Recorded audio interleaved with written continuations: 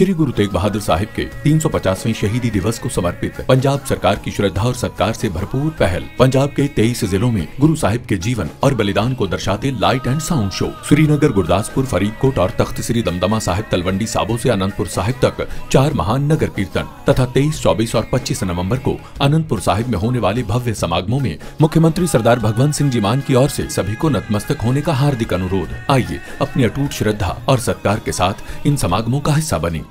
नमस्कार, स्वागत है आप सभी का एनएमएफ न्यूज पर। मैं हूं आपके साथ रोहत।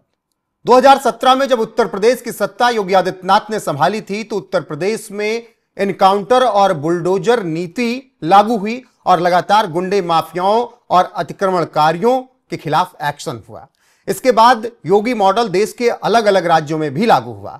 वो चाहे बात करें राजस्थान की, मध्य प्रदेश की, या फिर नई नई सरकार बनी बिहार की। बिहार में जैसे ही नई सरकार बनी, नए गृह मंत्री बने, उप मुख्यमंत्री, और उसके बाद वहां पर भी बुलडोजर एक्शन शुरू हो चुका है और अतिक्रमणकारियों पर बुलडोजर चल रहा है। साथ ही एनकाउंटर भी अपराधियों के हो रहे हैं। सम्राट चौधरी ने सत्ता संभालते ही ऐलान कर दिया कि गुंडे माफियाओं अपराधियों की खैर नहीं होगी यहां पर। वहीं इसी बीच गुजरात में भी बुलडोजर जमकर गरज रहा है। उत्तर प्रदेश में बाबा का बुलडोजर, बिहार में चाचा का बुलडोजर, तो गुजरात में दादा का बुलडोजर चल रहा है। और गुजरात के अलग अलग हिस्सों में लंबे वक्त से बुलडोजर कार्रवाई हो रही है। जो ताजा कार्रवाई हुई है वह अहमदाबाद के ईशानपुर तालाब पर हुई है और यहां पर अतिक्रमण करने वालों को साफ कर दिया गया। लगभग 1000 अवैध घरों को हटा दिया गया। 900 से ज्यादा अवैध निर्माणों को ध्वस्त कर दिया गया। तो अहमदाबाद में ईशानपुर तालाब पर बुलडोजर कार्रवाई हुई। गुजरात के अहमदाबाद शहर में अवैध अतिक्रमण हटाने के लिए यह बड़ी कार्रवाई हुई। 925 अवैध निर्माणों को ध्वस्त किया गया। 1000 अवैध घरों को हटाया गया। तालाब के किनारे अवैध रूप से मकान, दुकानों के निर्माण हो चुके थे जो जल संरक्षण को खतरे में डाल रहे थे। 15 से 20 बुलडोजर और जेसीबी मशीनें लगाई गई। 1000 से ज्यादा पुलिसकर्मी, नगर निगम अधिकारी तैनात किए गए। और कुछ इस तरीके से अहमदाबाद के ईशानपुर तालाब पर बुलडोजर कार्रवाई हुई और पुलिस बल तैनात किया गया ताकि किसी भी तरीके की कोई अनहोनी ना हो सके और अगर कोई अराजकता करने की कोशिश करे तो उसे सबक भी सिखाया जाए। हालांकि यह कार्रवाई सिर्फ ऐसे ही नहीं हो गई, बाकायदा नोटिस दी गई थी और नोटिस दिए जाने के बाद भी वक्त दिया गया और उसके बाद यह कार्रवाई की गई। त्योहारों की वजह से लोगों को परेशान नहीं किया गया और त्योहार के बाद यहां से अतिक्रमण हटाया गया। नोटिस के बाद हुई कार्रवाई। नगर निगम ने मानसून से पहले नोटिस भेजे थे। नवरात्रि, दशहरा, दिवाली की वजह से अतिक्रमण नहीं हटाया गया। त्योहार की वजह से लोगों को और वक्त दे दिया गया था। 20 नवंबर को बुलडोजर चलना था लेकिन स्थानीय लोगों ने 4 दिन का वक्त मांगा। अब जब लोगों ने 4 दिन का वक्त मांगा तो प्रशासन ने बाकायदा वक्त दिया, क्योंकि प्रशासन किसी के भी घर के सामान को बर्बाद नहीं करना चाहता था। 4 दिन का वक्त लोगों ने लिया और वहां से अपना सामान हटाया और सुरक्षित जगह पर गए। प्रशासन ने यह आश्वासन दिया है कि सबको रहने के लिए घर दिए जाएंगे, लेकिन अवैध अतिक्रमण करके बनाए गए संरचनाओं को तोड़ दिया जाएगा। और लगातार यह कार्रवाई अहमदाबाद के साथ साथ गुजरात के हिस्सों में होती रहेगी। ईशानपुर तालाब के अलावा भी अहमदाबाद और गुजरात के अलग अलग हिस्सों में बुलडोजर कार्रवाई हुई है और तमाम तालाब ऐसे हैं जहां पर अवैध निर्माण कर लिया गया है, जिससे जल संरक्षण को लेकर परेशानी हो रही है। अब जब ईशानपुर तालाब के आसपास ये बुलडोजर चला तो सवाल ये उठने लगा कि कोर्ट ने कुछ क्यों नहीं किया। तो आपको बता दें कि स्थानीय लोग कोर्ट पहुंचे थे। कोर्ट ने स्थानीय लोगों की याचिकाएं खारिज कर दी थी और उसके बाद ही यह बुलडोजर कार्रवाई हुई है। तो कोर्ट में क्या कुछ हुआ वो जानिए।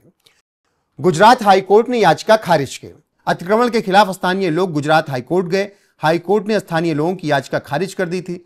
हाईकोर्ट ने कहा शहर के जलाशय के पास अतिक्रमण सही नहीं। इसके बाद ही प्रशासन ने अतिक्रमण हटाने की तैयारी शुरू कर दी थी। तो कुल मिलाकर पूरे प्रोसेस से यह कार्रवाई की गई है। पहले नोटिस दिया गया। नोटिस जब मिली तो लोग गुजरात हाई कोर्ट का दरवाजा खटखटाने पहुंचे। वहां से उन्होंने मदद मांगी, लेकिन हाईकोर्ट ने कहा कि आपकी समस्याएं ठीक हैं, लेकिन जिस तरीके से तालाब के आसपास अतिक्रमण किया गया है उससे जल संरक्षण में परेशानी होगी और इसीलिए ये अवैध अतिक्रमण हटाए जाने चाहिए। याचिका खारिज हुई तो उसके बाद नगर निगम ने अपना काम शुरू कर दिया और फिर यहां पर 15 से 20 बुलडोजर पहुंचते हैं, हजारों पुलिसकर्मी तैनात किए जाते हैं, नगर निगम के अधिकारी तैनात किए जाते हैं और फिर ईशानपुर तालाब के आसपास ये अवैध अतिक्रमण हटाने की कार्रवाई शुरू कर दी जाती है। ये कार्रवाई अभी चलती रहेगी, पूरी तरीके से इलाके को साफ किया जाएगा और जल संरक्षण के लिए वहां पर बाकायदा व्यवस्था की जाएगी ताकि भविष्य में पानी के लिए परेशानी ना हो वहां के आसपास के जो रहने वाले लोग हैं उन्हें। वहीं आपको बता दें कि ईशानपुर तालाब के अलावा भी गुजरात के तमाम और ऐसी जगह रही हैं जहां पर इस तरीके की कार्रवाई हुई है। तमाम ऐसे तालाब रहे हैं जहां इसी तरीके से अवैध अतिक्रमण किया गया था, वहां पर भी बुलडोजर चलाया गया। चंडोला तालाब पर भी चला था बुलडोजर। चंडोला तालाब के आसपास 3000 से अधिक अवैध निर्माण ध्वस्त किए गए थे। चंडोला तालाब पर बांग्लादेशी घुसपैठियों ने कब्जा कर लिया था। चंडोला कार्रवाई में 3000 से ज्यादा पुलिसकर्मी, 40 से ज्यादा बुलडोजर लगाए गए थे। चंडोला में 7 दिनों की मेहनत लगी थी।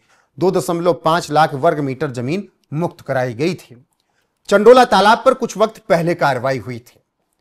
तो कुछ इस तरीके से गुजरात में दादा का बुलडोजर दहाड़ रहा है और अवैध अतिक्रमणकारियों को वहां से हटाया जा रहा है जहां पर उन्होंने कब्जा कर रखा है। दादा का बुलडोजर यानी मुख्यमंत्री भूपेंद्र पटेल, क्योंकि वहां पर जब लगातार कार्रवाई बुलडोजर की हुई तो गुजरात के ही गृहमंत्री और अब उप मुख्यमंत्री बने हर्ष संघवी ने उसे दादा का बुलडोजर करार दे दिया था।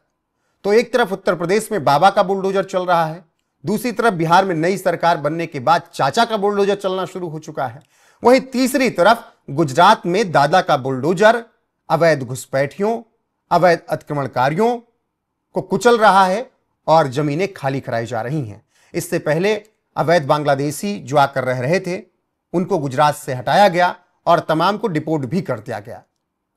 तो जिस तरीके से बुलडोजर कार्रवाई गुजरात में हो रही है उस पर आपकी राय क्या है, कमेंट सेक्शन में जाकर बताइएगा जरूर। वीडियो को शेयर कीजिएगा, लाइक कीजिएगा, चैनल को सब्सक्राइब करना ना भूलिएगा। साथ ही देश और दुनिया की खबरें पढ़ने के लिए एनएमएफ न्यूज की वेबसाइट www.newsnmf.com पर क्लिक करके आप वहां पर विस्तार से जानकारी ले सकते हैं। नमस्कार।